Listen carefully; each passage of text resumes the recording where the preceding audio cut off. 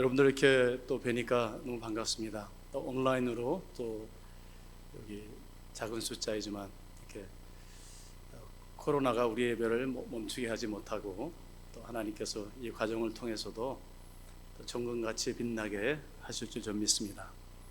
여러분들께서 아마 그동안 창세기를 쭉 말씀을 듣고 또 배우시고 적용하신 걸로 제가 알고 있습니다. 오늘은 그 본문 말씀을 우리가 읽었는데요. 그 어떤 본문 설교보다는 창세기 안에서 그 야곱의 삶을 좀 총체적으로 우리가 조명하면서 말씀을 나누고자 합니다. 창세기 본문의 죄송합니다. 그 서술 구조하고 내용들을 우리가 면밀하게 분석해 보면은요, 내용 대부분이 그 믿음의 선조들의 이야기로 구성되어 있는 것을 여러분들께서 보셨을 것입니다. 근데 그 믿음의 많은 선조들 중에 가장 두드러지는 인물이 있는데 그 선조는 우리가 아브라함이라고 생각하는데요, 사실은 야곱입니다. 그래서 이제 이를 반영하듯 성경을 우리가 보면은 아브라함보다 더 자주 언급되는 이름이 야곱이고 약 이렇게 콘코던스를 찾아보면 350번 이상 그 야곱을 성경에서는 언급하고 있습니다. 왜 그럴까요? 왜 하나님께서 이렇게 야곱을 부각시키셨을까요? 그렇게 복잡하고도 아주 깊은 신학적 그리고 또 뭐 여러 가지 역사적 그리고 다양한 이유가 있죠.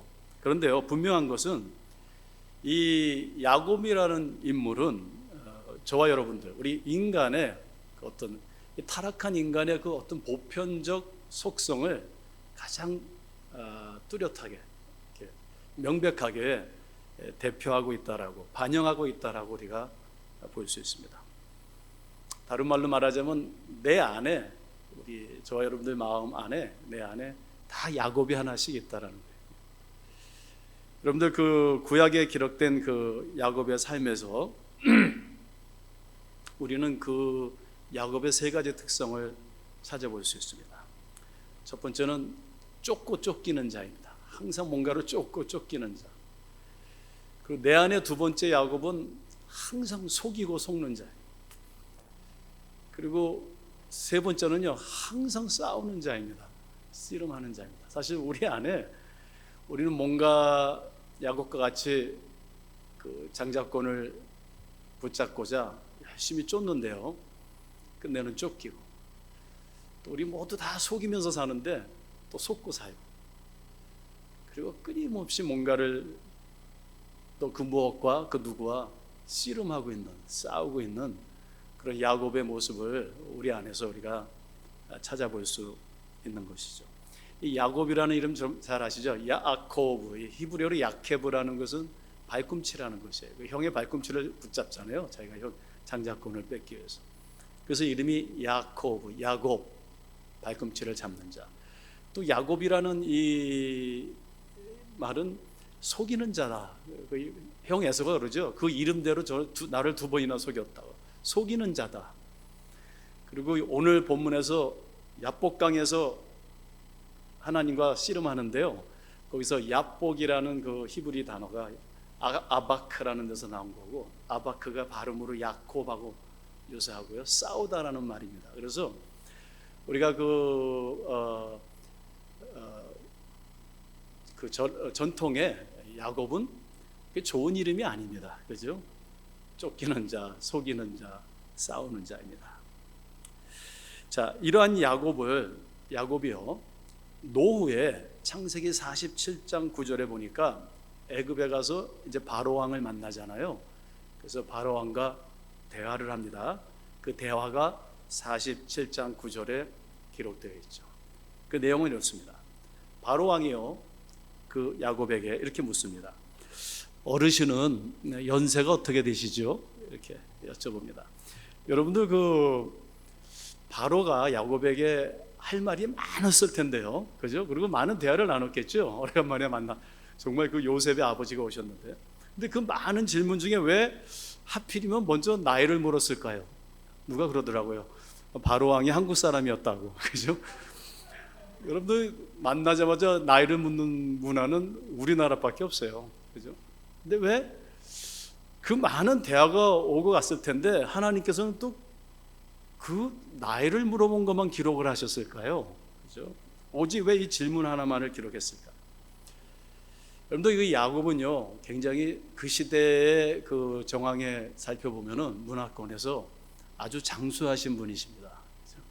고대근동 문화권에서 그 시대에 그 귀족들도 50세를 넘기지 못하던 그런 시절이었는데 우리가 고고학적 연구에 하면 거기에 비교할 때 상대적으로 엄청나게 장수하신 분이에요. 그죠?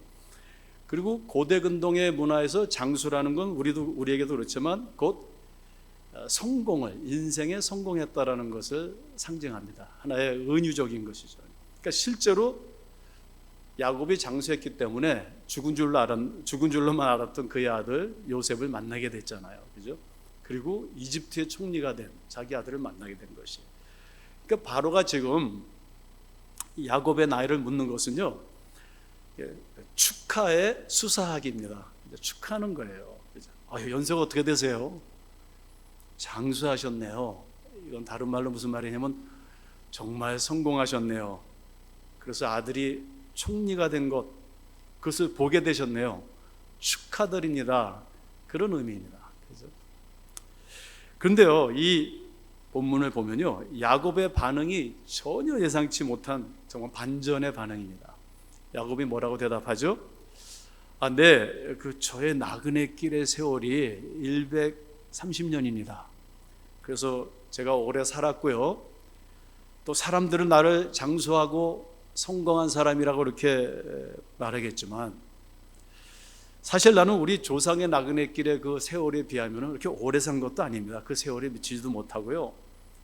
내가 뒤돌아보면 정말 삶답게 산 날들은 너무나도 짧고 그마저도 험악한 세월을 보냈습니다. 너무 간략해요. 바로는 축하를 하는데요, 야곱은 그렇게 반가워하지 않아요. 기뻐하지도 않아요. 왕이시여, 제가 긴 세월을 산 것 같지만 짧은 인생이었고요. 뒤돌아보면은 험악한 세월이었습니다. 저도 이제 이렇게 60이 좀 넘고 이제 지나온 세월을 이렇게 뒤돌아보니까요, 크게 제가 이렇게 상대적으로 고생하고 그런 건 아니더라도 참 세월이 험난했다, 그런 게 요새 느껴져요. 그리고 여러분들도 그런 험난한 삶을 사실 거예요. 그리고 해 아래 정말 이곳저곳을 다 이렇게 눈을 들어 살펴보면요, 정말 황무하고 험난한 것이 인생인 것 같아요. 지금 야곱이 그것을 이야기합니다. 나는 험난한 세월을 보냈어요. 그래요. 그렇다면요, 야곱은 왜 바로를 만난 그 영광스러운 그런 자리에서 130년의 인생을 험악한 나그네 세월로 간략하게 묘사했을까요? 여러분들 이 본문을 기록한 창세기 47장의 문맥을 우리가 면밀하게 읽어보면요, 야곱은 지금 그 험악한 세월을, 특별히 창세기 37장, 그죠? 거기에 기록된, 그러니까 애굽에 오기 전 한 22년 전에 그 어떠한 그가 108세 때 일어난 일과 사건과 암묵적으로 연관시키는 것을 볼 수 있어요. 22년 전 여러분들 잘 아시죠? 야곱에게 무슨 일이 벌어집니까? 야곱의 아들들이요, 형제들인데 생각을 해보세요. 우리는 이게 창세기를 그냥 쉽게 이렇게 넘길 수 있지만요, 형제들이 지금 막내 동생을 팔아먹는 겁니다. 죽이려고 하다가. 생각해 보세요. 여러분들 형제들 가운데 형들이 똘똘 뭉쳐서 지금 막내를 죽이려고 합니다. 그죠? 그 죽이려고 하다가 누구한테 파냐면요, 그 증조 할아버지죠. 증조 할아버지 아브라함의 서자 이스마엘의 후손입니다. 어떻게 보면 다 혈통이에요. 그 미디안 상인들한테 파는데, 쉬운 말로 내 동생을 형들이 동생을 자기 혈통의 식구들에게 지금 죽이려다 팔아먹는 거예요. 이게 야곱의 생에 있어서 아마도 엄청난, 우리가 야곱의 그 심리를 잘 분석해 보면은 가장 그게 큰 트라우마가 그 삶에 많이 있었지만 그 요셉을 잃은 것이었어요. 한 조상을 둔 같은 혈통의 이 후손들이 서로 미워하고 모략하고 싸우고 죽이려는 그래서 그 어린 동생을 노예로 팔아버린, 언뜻 생각하면은 나하고는 아무 상관이 없는 것 같은데요, 사실 우리의 모습을 너무나도 지금 아주 축소적으로 여기 묘사하고 있는 것이죠. 이 모습에서 아주 역기능적인 한 가족의 그런 막장 드라마를 우리가 볼 수 있습니다. 근데 과연 야곱의 가족만 그럴까요? 저 여러분들이 우리 가정을 홈 스위트 홈 이렇게 얘기하죠. 많은 사람들이 그래요. 이한용 교수는 이렇게 좀 얼굴이 훤해서 뭐 가족에 아무 문제가 없는 것 같아요. 얼마나 문제가 많으니까 다 빠졌겠어요, 그죠? 우리 삶 속에 들어가 보면은, 가족 안에 들어가 보면은, 사실 이 가족이라는 거, 오늘날 우리 사회에 깊이 들어가 보면요, 그 뒤에는 시기와 질투로 서로의 발꿈치를 잡아당기고요, 속이고 속고 치고 박는, 세상은 온갖 싸우는 자들의 전쟁터입니다. 가정도 그렇고요, 사회도 그렇고요, 일터에도 그렇고요, 국가 간에도 그렇고, 사실 인류 역사의 축소판이 바로 이 야곱의 가족입니다. 그렇다면요, 야곱의 그 험악한 세월을 좀 더 우리가 이렇게 따라 올라가 볼까요? 그의 가족 안에서 야곱만 그런 게 아니라 야곱의 온 가족이 사실 싸우는 가족입니다. 싸우는 가족인데요, 한번 그 어떠한 싸움이 그 안에 있었는가 한번 살펴보겠어요. 야곱이 하란으로 도주해서, 여러분들 잘 아시죠? 외삼촌 라반의 집에 이릅니다. 그 외로운 타향에서 첫눈에 반한 여인이 있었죠. 이름이 누구죠? 여러분들 창세기 공부하셨으니까 라헬입니다. 그죠? 그녀를 얼마나 사랑했던지요, 창세기 29장 20절에 보니까 야곱이 라헬을 위하여 7년 동안, 그죠, 라반에게 봉사하였으나 그를 사랑하는 까닭에 7년을 수일같이 여겼다. 7년이 그냥 쑥 지나갔어요. 얼마나 사랑하는지. 그리고 7년의 기한이 찼어요. 그리고 이제 한밤중에 결혼을 했는데, 그 시대의 풍습에 따라서 베일을 벗고 아침에 일어나 보니까 어저께 밤에 그 베일을 쓰고 있던 신부가 라헬이 아니고 라헬의 언니 레아입니다. 외삼촌에게 속은 것이죠. 그죠? 여러분들, 이 야곱은요, 사람을 잘 속이는 사람이었어요. 근데 여러분들, 남을 속이는 자가 또 속게 돼 있는 것이죠. 인생이 그래요. 악순환이에요. 속았어요. 근데 억울하지만 그녀를 얼마나 사랑했던지 7년도 봉사할 것을 이제 강제로 맹세당하고 우여곡절 끝에 그 언니 레아와 동생 라헬을 동시에 아내로 맞이하게 됩니다. 여기 희극과 비극이 분별 안 돼요. 그죠? 여러분들, 우리는 쉽게 생각해요. 옛날에는 일부 다처제였었고 그럴 수도 있다 그러는데, 여러분들, 그건 우리가 큰 오해입니다. 학자들은요, 고대 근동에서 일부 다처제는 저와 여러분들이 생각하는 것처럼 그렇게 일반적이고 보편적인 것이 아니었다고 합니다. 그리고요, 이 유목 족장들의 그 일부 다처제 풍습을 고려하더라도요, 2명의 친자매를 아내로 삼는 일은 정말 예외였어요. 그러니까 여러분들, 우리가 성경을 너무 이렇게 그냥 그랬을 거야 이러면 안 되고, 그 시대의 정황을 한번 생각해 봐야 돼요. 그죠? 또한 여러분들께서 오경을 읽어보면은 토라의 율법을 어기는 아주 악한 행위였어요. 레위기 18장 18절에 보면은 너는 아내가 생존할 동안에 그의 자매를 데려다가 그의 하체를 범하여 그로 질투하게 하지 말지니라. 친자매를 동시에 아내로 삼지 말지니라. 이렇게 돼 있어요. 자, 이 고향을 떠나서 타향에서 그냥 좀 만고풍상 끝에 가정을 이루게 되는데요, 야곱은 처음부터 아주 역기능적일 수밖에 없는 그런 가정을 꾸미게 된 것이에요. 자, 장자권을 위해 가지고 또 라헬을 자기 아내로 삼기 위해서 그렇게도 많이 속이고 쫓고 싸우고 했는데요, 결과는 험악한 세월이고, 결과는 완전히 역기능적인 가정을 이루게 된 것이에요. 야곱은 원치 않는 아내를요, 레아를 아내로 받아들일 수밖에 없게 되었어요.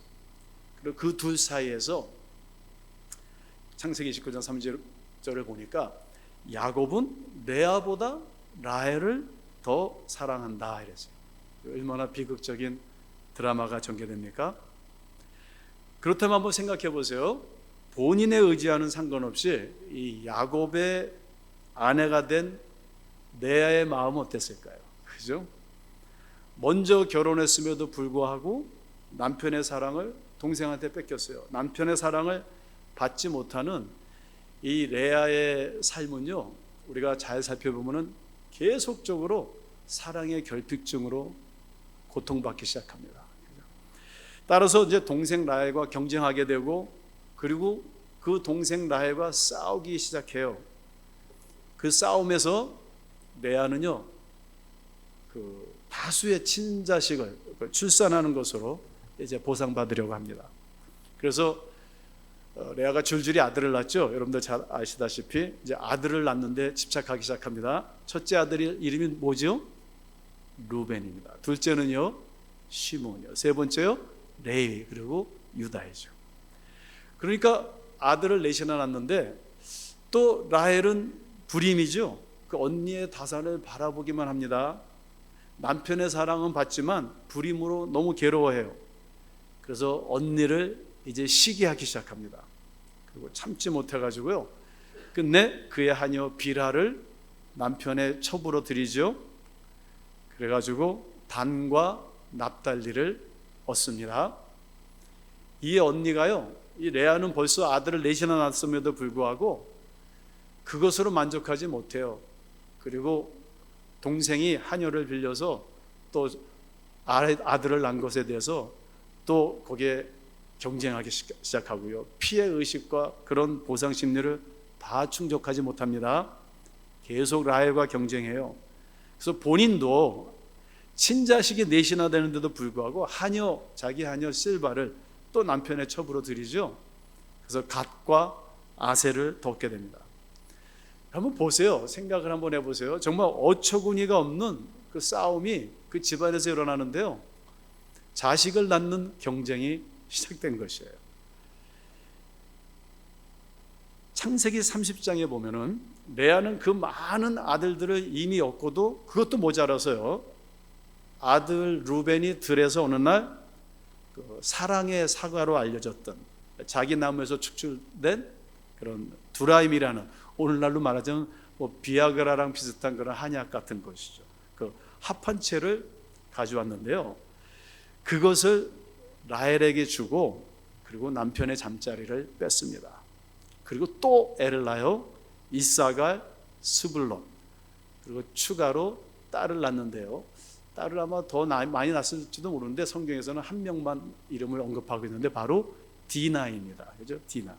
그렇게 출산합니다. 자, 한번 보세요. 야곱은요, 장자권과 라헬을 얻기 위해서 평생 싸웠어요. 그죠?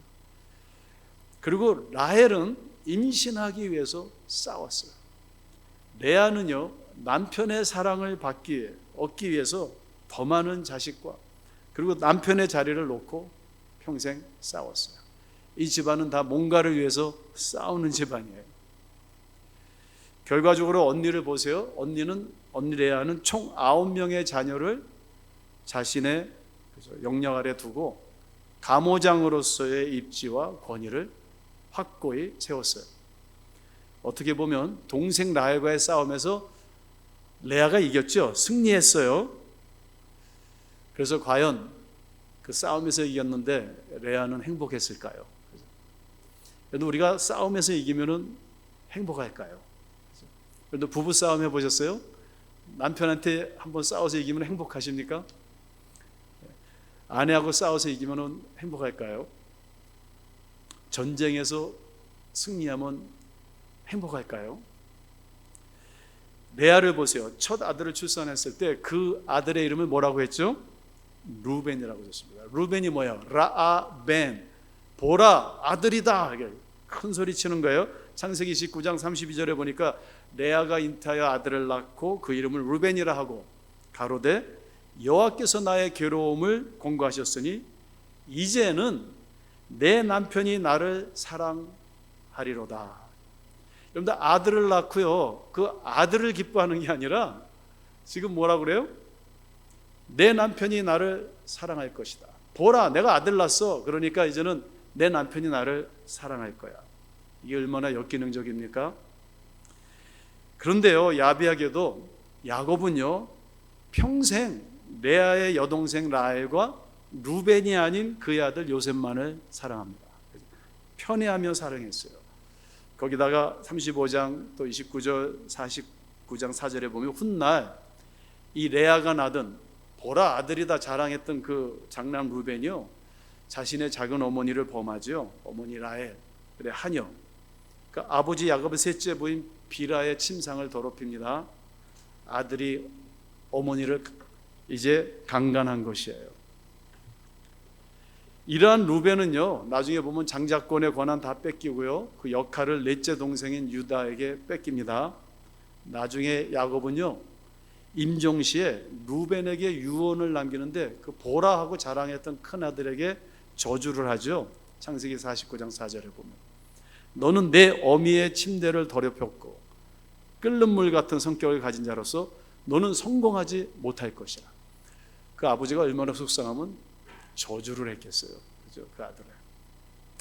레아가 세상을 향해서 보라 아들이다라고 이렇게 자랑스러워하고 그리고 이제 내 남편이 나를 사랑할 것이다 이렇게 기대했는데 그 장남 루벤은 그 그녀의 그 어머니의 그 가슴에 평생 가시 노릇을 한 것을 우리가 성경에서 찾아볼 수 있어요. 그런가 하면은 레아가 마지막으로 난 자식이 딸이죠. 디나입니다. 딘이라는 이 단어는 동사는 judge, 판결하다, vindicate, 해명하다, 혹은 govern, 통치하다라는 의미를 가지고 있어요. 이름이 얼마나 좋아요. 그러니까 이 딸을 통해서 나의 억울함을 판결하고 해명하고 내가 통치하리라. 이래서 또 딸을 낳았어요. 그러나 불행하게도 디나는요 그의 특별한 그 아름다움으로 인해서 창세기 여러분들 잘 아시다시피 34장에 보면은 이방 희족속인 세겜으로부터 또 강간을 당하고요. 그래서 분노한 그 디나의 친오빠 잘 아시는 시몬과 레위가 그들의 이웃인 그 희위 족속을 다 남자들을 살육하는 그러한 비극이 벌어집니다. 그 일로 야곱은요 보복이 두려워서 겨우 정착한 그곳에서 또 도주하게 되고요. 창세기 49장을 보면은 그의 유언에 장남 루벤에 이어서요 이 레이와 시므온도 49장 5절에서 7절을 보면 저주를 합니다. 여러분들 이 민수기 25장 나중에 가보니 훗날에요 이 시므온과 레이가 형제인데 그 둘이 서로 죽이는 그런 비극이 이루어져요. 슬픈 역사가 기록되어 있습니다. 자 보세요. 남편의 사랑을 받지 못한 레아는 동생 라헬과 싸우고요. 또 그 결핍을 채우고 보상받기 위해서 9명의 자식을 키웠지만요. 성경을 보면은 그들 중 그 어머니 레아의 속을 안 썩인 자식은 단 한 명도 없어요. 단 한 명도 없어요. 그런가 하면요. 이 동생 라헬은요. 언니 레아가 그 많은 자녀를 얻기까지 친자식을 갖지 못해서 너무 괴로워합니다. 요새는 이제 무자식이 상팔자라고 하지만 고대 근동 문화권에서요 무자한 것은 사회적, 경제적, 종교적으로 가장 큰 현실적인 불행이었어요. 그러니까 레아와 이 라헬 간의 싸움 사이에서 야곱도 얼마나 힘들었겠어요. 그 와중에 언니 레아가 마지막으로 7번째 친자식인 그 막내 공주죠. 디나를 출산했을 때 오랫동안 마음고생만 하고 있던 라헬도 드디어 임신을 하게 되죠. 아이를 잉태하고 출산하게 됩니다. 창세기 3장 22절 24절에 보니까 하나님이 라헬을 생각하신지라 그래서 하나님이 그를 들으시고 그 태를 여신고로 그가 잉태하여 아들을 낳고 가로되 하나님이 나의 부끄러움을 씻으셨다 그랬어요. 하나님이 나의 부끄러움을 씻으셨다. 그러나 그 이름을 요셉이라 하니 여호와는 다시금 다른 아들을 내게 더하시기를 원하노라 함이었더라. 자 보세요. 아들을 낳고 라헬이 그 긴 세월의 불임 시간을 보내고 잉태했어요. 얼마나 기쁘겠어요. 그리고 그 아들을 낳고 얼마나 감사하고 좋았던지요. 하나님께서 나의 부끄러움을 씻으셨습니다. 이렇게 찬양했어요. 즉 하나님의 은혜입니다 이렇게 고백했어요. 그렇다면 아들의 이름을 어떻게 지었어야 했을까요? 뭐 은혜라고 짓든지 찬양이라고 짓든지요. 근데 뭐라고 합니까? 그러나 가만히 생각해 보니까 그의 언니는 자식이 9이나 있어요. 이 하나 갖고 만족할 수 없어요. 그 아들들이 다 장성하면 야곱이 늙으면 라헬의 입지가 좁아져요. 그래서 은혜와 감사와 찬양은 뒤로 하고요. 저에게 아이를 하나 더 주십시오. 그래서 그 아들의 이름을 요셉, 야사프, 더하다, to add, 하나 더 주세요. 이렇게 이름을 졌습니다. 하나만 더. 여러분, 우리는 절대로 하나 갖고 만족 못하죠. 2개 생기면 만족할까요? 3개가 생기면 만족할까요? 또 싸웁니다. 하나를 더 얻기 위해서. 하나만 더. 근데 그 한 명만 더가 훗날 라헬에게는 가장 그런 치명적인 화가 될 줄은 아무도 몰랐던 것이죠. 여러분도 아시죠? 친정아버지 라반의 집에서 분가해가지고 남편의 고향으로 이제 돌아오는 길이었죠. 그때 만기가 됐죠. 2번째 아들. 라헬은 바로 이 하나만 더, 이 둘째 아들을 출산하게 되는데 아마 임신 중독이었든지 뭔지 모르겠어요. 불행하게도 그렇게 우여곡절 끝에 출산하게 된 이 2번째 아들의 핏덩어리를 보면서 라헬은 그 귀향길에서 죽게 되죠. 얼마나 그 슬픔이 컸던지, 그죠? 자신은 죽어가고 그 태어난 아들을 보면서 이름을 어떻게 짓습니까? 나의 슬픔의 아들이다, 베노니, 이렇게 이름을 짓고 죽습니다. 자, 여러분들 보세요. 이 얼마나 비극인지요. 이 야곱에겐 너무 트라우마가 돼가지고 그 많은 아들 중에 요셉만을 편애하며 특별히 채색 옷을 입히고 요셉만을 사랑합니다. 그리고 그러한 편견으로 인해서 요셉은 형제들의 미움을 얻게 되고요. 그리고 이집트로 팔려가게 된 것이에요. 여러분도 이 야곱의 가족을 보세요. 뭔가를 위해서 끊임없이 쫓고 속고 속이고 싸우는데요. 거기에 참된 평강이 없어요. 거기에 참된 위로가 없어요. 거기에 참된 행복을 우리는 찾아볼 수가 없습니다. 바로 이 야곱의 이 모습이, 이 야곱이 바로 우리 안에, 여러분들 모르는데 제 안에는 있습니다. 왜 이랬을까요? 우리의 마음이요, 진정한 사랑으로 채워지지 못할 때 우리는 그 결핍을 혹은 고난을 시기와 질투와 경쟁으로 채우려고 합니다. 그죠? 내 마음에 싸우는 자가 작동하는 것이에요. 레와와 같이 피해의식과 사랑의 결핍을 우리가 또 보상하고 대처할 것들에 집착하게 되죠. 그것이 어느 때는 자식일 수도 있고요. 제가 우리 젊은 부부들 많이 이렇게 주례를 쓰는데 제가 항상 그래요. 자식 잘 키우는 방법은 자식을 교육하려고 하지 말고 부부가 서로 사랑하면 된다고. 엄마 아빠가 서로 잘 사랑하고 살면 아이들은 그냥 원만하게 자란다고. 그죠? 어느 때는 그것이 음식일 수도 있고요, 쇼핑일 수도 있고요, 권력일 수도 있고, 술일 수도 있고, 마약일 수도 있고, 돈일 수도 있습니다.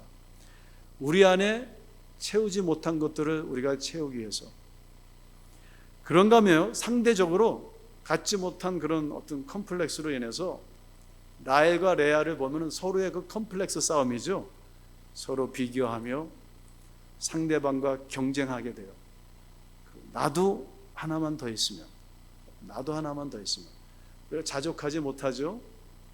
그 하나만 더를 향해 가다가 라헬은 죽음에 이르게 돼요.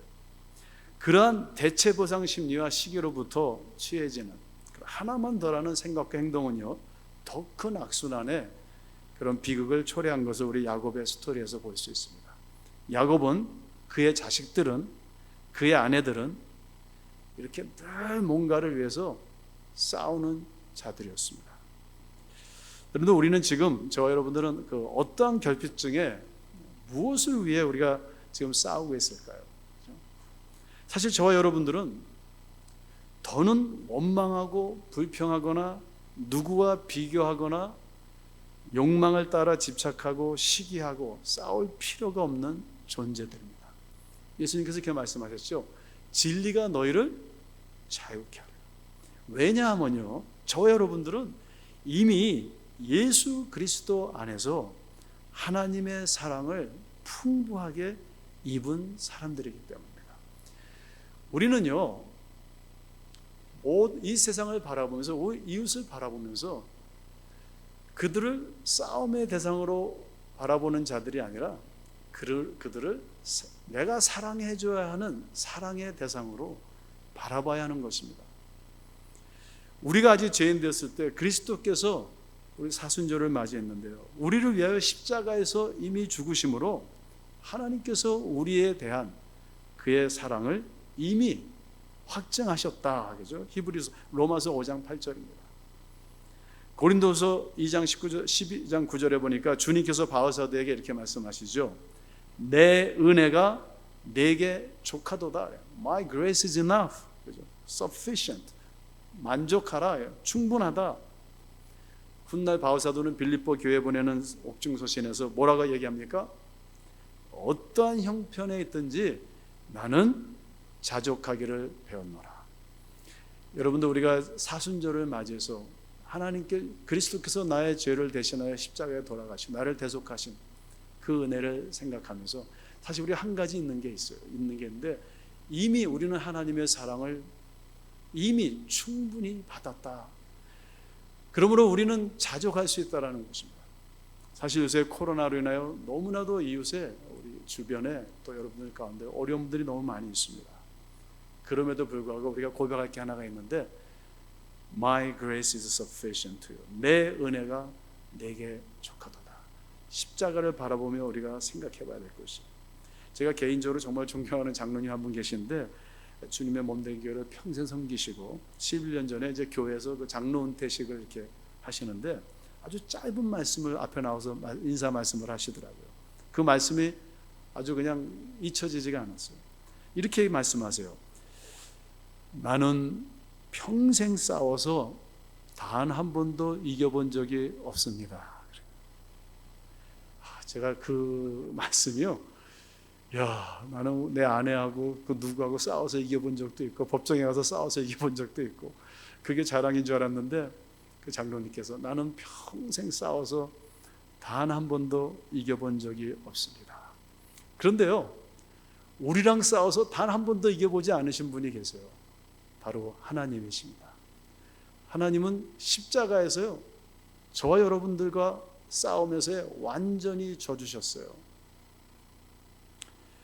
한국에서 제가 지금 성경 있는 우리 신학대학, 지금 아세아나 신학대학교 외국인 학생들이 많이 공부하고 있는데, 저희들이 이제 한 학기 한 번씩 이렇게 필드 트립을 갑니다. 한 번은 자전거를 타러 갔어요. 근데 여학생 둘이 비탈길에서 내려가다가 꼬꾸라졌는데 심하게 다쳤어요. 20대 초 여학생들, 필리핀에서 온 학생 한 명과 네팔에서 온 여학생이. 그래서 이 팔이, 이 손부터 이렇게 완전히 두 개로 이렇게 부러졌어요. 부러지고 이게 다 다져지고, 또 한 명은 이 앞에 입술이 다 갈라져서 이빨이 바깥으로 튕겨나오고, 얼마나 흉측하고 또 아프고요. 급히 이제 119로 불러서 ER로 갔습니다. 근데 그 여학생이 이렇게 입술이 다 찢어져 있는데 이거 이렇게 맞고요. 눈물을 또 흘리고 있어요. 너무 아프고, 이게 얼마나 흉터가 치명적입니까? 그러니까 그래서 제가 아이고, I'm sorry, how are you? 어때? 그러니까요, 눈물을 흘리면서 이렇게 웃어요. 여러분들 눈물을 흘리면서 웃는 모습이 어떤지 상상이 가시겠어요? 그러면서 뭐라고 하는지 아세요? 영어로 Professor, 교수님, Life is still beautiful. 삶은 그래도 아름다워요. 그래요. 바로 전주에 제가 채플 시간에서 설교 제목이었어요. 그래도 삶은 아름다워요. 이렇게 하고서 Life is still beautiful. 그래요. 그 다른 친구는요, 이 수술을 대수술을 했습니다. 여러분들 뼈 이 부러지고 수술하면 이게 엄청나게 아파요. 이게 아프니까 눈물을 뚝뚝 흘리고 있어요. 며칠 지났는데 제가 병간호를 가가지고 얼마나 아프냐고 우리 아내하고 이제 위로해 주러 갔더니 뭐라 그러는지 아세요? Professor, I'm not crying because of a pain. 제가 지금 아파서 우는 게 아니에요. 그래요. I'm crying because love is greater than my pain. 사랑이 내 아픔보다 커서 울어요. 그래요. 사랑이 내 아픔보다 커서요. 여러분들, 우리가 이 세상의 많은 문제들을 속이고 싸우고 치고 받고 쫓기고 쫓으면서 해결하려고 하는데, 성경에서는 우리의 고난을 해결해 준다는 말이 없어요. 그게 아니고 하나님의 사랑이 우리의 고난보다 큰 것이에요. 그래서 삶은 그래도 아름답다는. 저는 이 두 학생으로부터요, 얼마나 은혜를 받았는지 몰라요. 그 아픔 가운데서도 사실 그동안 우리 공동체가 사랑해주고, 정말 그 사고 난 날부터 교수들이 학생들이 같이 가서 간병하고, 그런 사랑을 그 하나님의 사랑을 그 공동체를 통해서 받으면서요, 그가 고백한 거예요. 나의 지금 아파요. 그런데요, 아픔보다 더 큰 게 하나님의 사랑이에요. 전 자족할 수 있어요. 여러분들, 이 사순절을 맞이해서 우리가 고백할 수 있는 게 무엇일까요? 하나님, 저의 죄를 용서해 주셔서 감사합니다. 어떤 좋은 고백이에요. 근데 사실 우리가 고백할 게 있어요. 하나님, 하나님의 사랑이 나의 아픔보다 큽니다. 이 코로나보다도 큽니다. 하나님의 은혜가 저의 고난보다 훨씬 큽니다.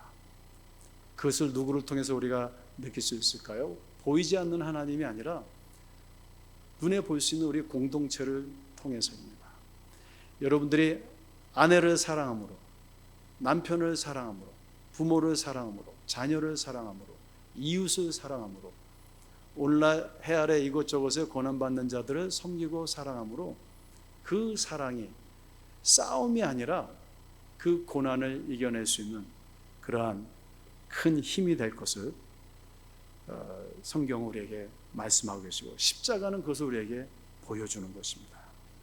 여러분들, 성경을 한번 자세히 읽어보세요. 성경에 기술된 우리 그 믿음의 선조들은요, 우리가 일반적으로 알고 있는 그 위인전이나 일대기에 소개되는 아주 고상하고 지적이고 도덕적이고 온전한 인격으로 미화된 그런 홈 스위트 홈, 그런 인위적인 영웅들과 우리가 알고 있는 성자들과는 거리가 먼 사람들입니다.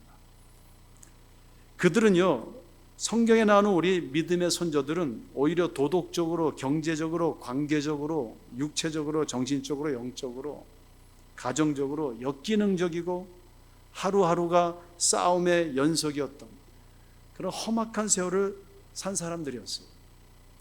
오늘날 기독교는요, 우리가 굉장히 세련되고 거룩해 보이는 화려한 예배당 안에서 우리가 기복을 얘기하고 또 만세 형통을 얘기하고 치유를 얘기하고 성공을 얘기하고 자신감을 얘기하고 힘을 얘기하고 명성, 권력, 승리, 또 도덕, 고상한 인격, 평탄한 세월을 처방합니다. 물론 하나님께서 우리를 그렇게 축복하시기도 하시고요, 저는 여러분들 그렇게 되시기를 바랍니다. 그러나 성경을 보면요, 야곱의 이야기에서처럼 하나님의 언약 백성임에도 불구하고요, 메마른 광야에서 방랑하는 거짓, 배신, 미움, 두려움, 취약함, 결점, 실패, 불신, 절망, 싸움에 대해서 신앙의 핍박과 십자가의 고난을 분명히 증언하고 있어요. 따라서 저와 여러분들은 서로의 그 어떤 잘남을 위해 싸울 것이 아니라 모자라는 것을 채우고자 싸우는 것이 아니고요, 서로의 부족함을, 못남을 채우고요, 서로의 편안함이 아니라 서로의 아픔 때문에 함께 위로할 수 있는, 그리스도 안에서 우리는 서로의 약점 때문에 서로를 사랑할 수 있는, 서로의 상처를 감싸주는 그리스도의 십자가의 공동체가 되시기를 주님의 이름으로 축원드립니다. 오늘 본문 말씀 짧게 요약하겠어요. 오늘 본문 말씀 보니까 야곱이요, 하나님과 싸웁니다. 야복강에서. 그죠? 그랬더니 하나님께서 그 싸움에서 져주셨어요. 여러분도 야곱이 위대한 거는요, 그렇게 속이고 속고 쫓고 싸웠음에도 불구하고 그가 한 가지 놓치지 아니한 게 있어요. 그건 뭐냐면요, 하나님에 대한 신뢰였습니다. 그리고 끝내 이 야복강에서 이제 내가 싸울 것은 그동안 많은 것을 위해서 싸워왔는데 이 세상과의 싸움이 아니고 내 연약한 아내, 남편, 자식과 이웃과의 싸움이 아니고 하나님과의 싸움이구나. 그것을 깨닫게 된 것이에요. 그리고 하나님과 싸웠는데요, 하나님께서 져주십니다. 그리고 그의 이름을 바꿔주시는데 야곱, 싸우는 자라는 그 이름을 이스라엘, 하나님과 싸워 이겼다, 하나님과 싸워 이긴 자로 주님께서 그를 변화시켜 주신 것이죠. 여러분들, 하나님께서 우리와 싸우면서 져주시죠. 그리고 십자가에 달려 돌아가셨습니다. 그리고 우리는 그 십자가를 바라보면서 하나님의 사랑이 얼마큼 큰 것인지, 우리가 과연 싸워야 할 것이 무엇인지 그것을 바라보게 되는 것이죠. 그러므로 이제 하나님을 이긴 자가 그 무엇이나 누구와 싸울 필요가 뭐가 있겠어요? 여러분들, 우리의 싸움을 오늘 주일 아침에 십자가 아래 내려놓으시기를 바랍니다. 그리고 주님의 위로와 평강으로 가득 채우시기 바랍니다. 하나님을 이긴 자를 이 세상이 절대로 이길 수 없습니다. 그러한 축복이 여러분들 삶의 가정에, 또 우리 높은 뜻 우신교회에 충만하기를 주님의 이름으로 축원드립니다. 잠시 기도하겠습니다. 하나님, 저희들 마음속에 야곱이 있습니다. 쫓고 쫓기고 속이고 속고 싸우는 야곱입니다. 오늘 이제 사순절을 보내는 이 기간에 십자가에 달려 우리 대신하여 돌아가시고 우리와의 싸움에서 온전히 져주시고 우리를 사랑해 주신 믿음의 주 온전케 하시는 예수 그리스도를 바라보며 우리 안에 야곱이 이스라엘로 거듭나게 축복해 주시옵소서. 예수님의 이름으로 감사하며 기도드립니다.